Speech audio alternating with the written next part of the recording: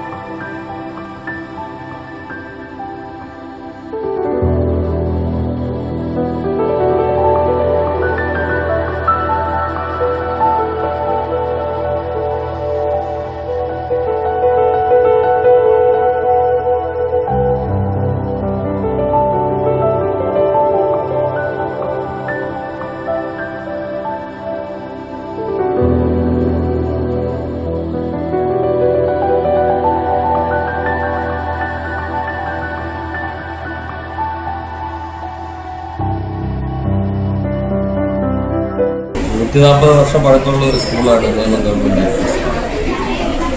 പ്രശസ്തരായ ധാരാളം എഴുത്തുകാരെ സമ്മാനിച്ച ഒരു നാടാണ് കല്ലിയൂർ. പ്രിയപ്പെട്ട വെള്ളായണി അർജുനൻ സാറ് നല്ല എഴുത്തുകാരനും ഗ്രന്ഥകാരനും ഒക്കെയാണ്. അദ്ദേഹം ഈ വിദ്യാലയത്തിലെ പൂർവ്വ വിദ്യാർത്ഥി. ഡോക്ടർ കരീം സാറ് ഈ വിദ്യാലയത്തിലെ പൂർവ്വ വിദ്യാർത്ഥി. ഇത് അയ്യപ്പൻ്റെ നാടാണ്, കവി അയ്യപ്പൻ്റെ നാടാണ് നേമം. ആ നേമം പ്രദേശത്തെ ഒരു വിദ്യാലയത്തിൽ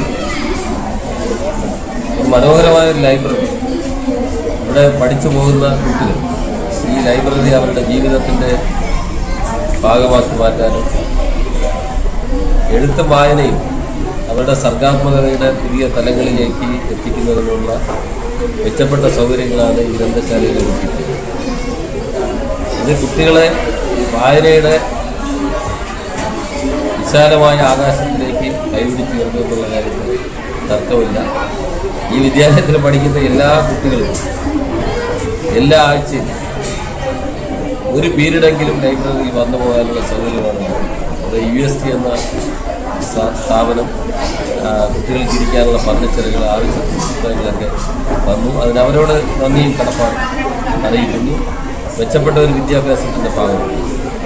സമഗ്ര ഗുണമേന്മ വിദ്യാഭ്യാസ വർഷത്തിൽ ഇത്തരത്തിലുള്ള ലൈബ്രറി സജ്ജമാക്കി കുട്ടികൾക്ക് സമ്മാനിക്കാൻ കഴിയുന്നതിനുള്ള സന്തോഷമായി.